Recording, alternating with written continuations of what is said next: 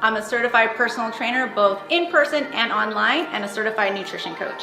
I help moms locally in Las Vegas, Nevada, and all over the world shed the weight holding them back from becoming their most energetic and authentic version of themselves so they can go after their deepest desires alongside of motherhood. You can find me at fitandconfidentmom.com. Hey everybody, Coach Rose here. Do you struggle with stress eating? Do you seem to find yourself turning to food when you have stress or stressful emotions, or you're having a stressful day? Well, today I'm going to share with you self-care coping strategies so that we don't turn to food when we need to cope with our stress or when we need to cope with difficult emotions. And why is that important? Well, it's like, who cares? If I reach for a donut or grab these chips, or why does that matter?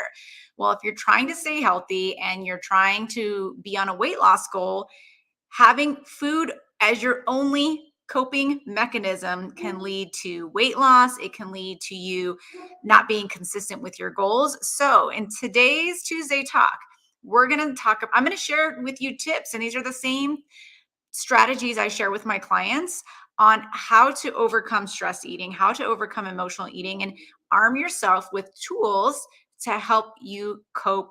And I think a lot of us aren't taught this, right? A lot of us aren't taught coping strategies. And in fact, our parents, even though they, probably wanted the best for us, they may have ingrained in us as very young children to turn to food as a coping strategy.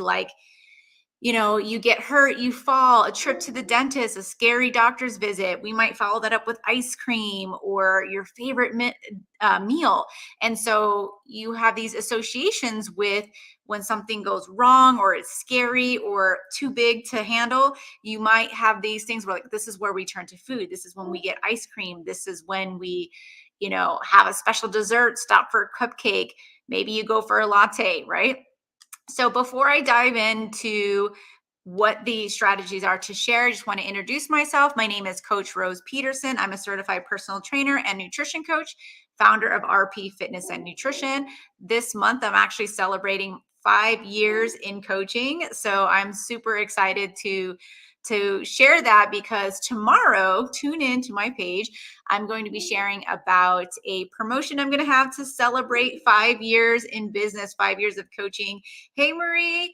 Hey, Marilyn. So if you're watching live, type live. And if you're watching the replay, type replay.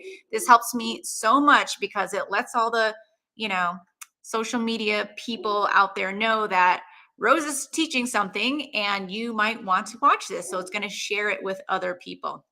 Okay, so back to coping strategies, back to emotional and stress eating. So one of the things that I think, like I said before, I don't think that we're taught how to handle our emotions, how to choose other things to cope with these difficult emotions. So the first step is to give yourself some self-compassion. Okay. So if you find yourself reaching for that chocolate, reaching for driving through Starbucks after the end of a stressful day, give yourself some self-compassion to know that, hey, pause for a moment. We're dealing with some stuff. We're stressed out. Let's take some deep breaths. It's okay. It's going to be okay. And it's okay if you're feeling like you want to eat something. It's okay if you're feeling like you are turning to food for comfort. The most important thing is that you're acknowledging yourself, acknowledging your feelings, so that we can go through the feelings instead of try to ignore them and cover them up. Okay. So that's the first thing, is start with some self-compassion and know that these are normal feelings. And not that we're going to go and blame our parents and be like, why did you imprint these habits on me? Part of it too is in your biology. We're actually wired to seek comfort and in the form of food when stress goes up, because that funny hormone cortisol increases. So now our body is in this fight or flight mode, and it's looking for food, for energy to get through whatever is raising our cortisol. Okay. So it's not just all mental. We have a physical reaction that says, I need to get through this. So hopefully these two pieces of awareness can help us change, help us get in front of these situations. And, these tactics I'm going to share with you now. And really quick, before I dive in, if this is something that you struggle with, if you would like to learn more about overcoming emotional eating, today I'm just sharing a few tips, but I do have a really good in depth training with a download. If you go to coachrose.fit, FIT, coachrose.fit, you can get it absolutely free. Download it. Watch it, listen to it while you're driving, and get back to me. Let me know how that helped and what takeaways that you got from that training. Okay, so first thing is I want to share with you a breathing technique. So breathe through it. So pause, give yourself a pause. Notice and name. Notice and name is kind of a easy tactic. So notice, like, okay, I'm feeling hungry. Why am I hungry? Well, I am feeling stressed. I am feeling anxious. I am feeling lonely. So, like, name the feeling. Sometimes just pausing and getting ahead of it and noticing and naming what it is can help you make a different decision and be like, okay, I'm not really hungry. I'm actually just kind of stressed out. What can I do to relieve my stress that's non food related? Hopefully, we can get in front of it like that, right? Um, so if that worked, right, maybe we're still experiencing some anxiety. So one of the things you can do is this breathing technique where I read online this really fun cue, and I've done this in a different way with my clients, but this particular cue said to act like a rag doll. So act like a rag doll means like what you'll do is you'll tense up all of your muscles really, really, really tight and then release like a rag doll. And that motion of doing that over and over again. So tighten up and release. Whew. And sometimes I do with my clients, we're releasing from the top down. So imagine that you're getting really, really, really tight everywhere. And then we're going to release from the eyes, the mouth, all the way down until we release all the anxiety out of our body. And this rhythmic motion can help us go through something like anxiety or a panic attack. So try it out and see if you like it. My next tip is to create your own nourishment menu. So it's kind of like your own self coping mechanism menu. And what I mean by that is, like, instead of getting food for nourishment or food to feel good, we're going to come up with our things that we like to do that help us feel calm, that regulate our nervous system, that feel soothing to us. Some ideas might be some self massage. Another idea could be a warm cup of tea.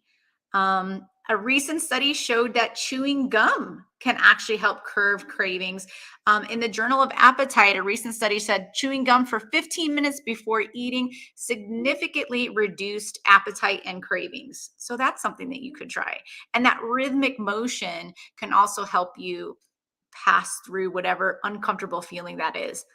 Speaking of soothing and rhythmic motions, another thing you could do is maybe word puzzles or like a puzzle on your phone. That's something that's like a rhythmic, soothing motion. Knitting is another one, and even just walking. Walking can also help calm your nervous system and giving you that soothing motion. So, relying on purposeful distraction like knitting, puzzles, a cup of tea, those things and massage can help us cope through that stressful situation. Let me make sure I didn't miss anything with my notes. Lastly, I think it's really important to recognize sleep. Sleep is so crucial. A lot of my moms and high performing women that I coach we handle a lot of stress. It's just unavoidable to say that we're not going to have stress in our lives. Like, we're running our homes, we're running our businesses, we're furthering our careers, we have children. There's a lot going on. So if we can make sure that we're sleeping well and eating to fuel our bodies consistently, it'll help us get through these stressful moments a lot easier, and we can manage that pause when we need to and take that breath when we need to. So I hope that helps. I'm trying to keep these trainings short and sweet. Please let me know. Come back to me and say, hey, I tried this out. I would love to know. And if you're possibly thinking about working with me and getting some help, Comment below and put more info in the comments. I'll reach out. We'll get on a quick chat to see if I can possibly help. And remember, tomorrow I'm going to be doing a special announcement for celebrating my 5 years in coaching. So hint, hint, now is a good time to reach out to see if you're possibly interested in getting some help so we can shortcut the process and help you get to that weight loss goal a lot quicker than on your own. Okay. So until next time, this is Coach Rose reminding you that it's all about me in 2023. And that's what I want you to say to yourself. It's all about me in 2023. All right. See you guys later.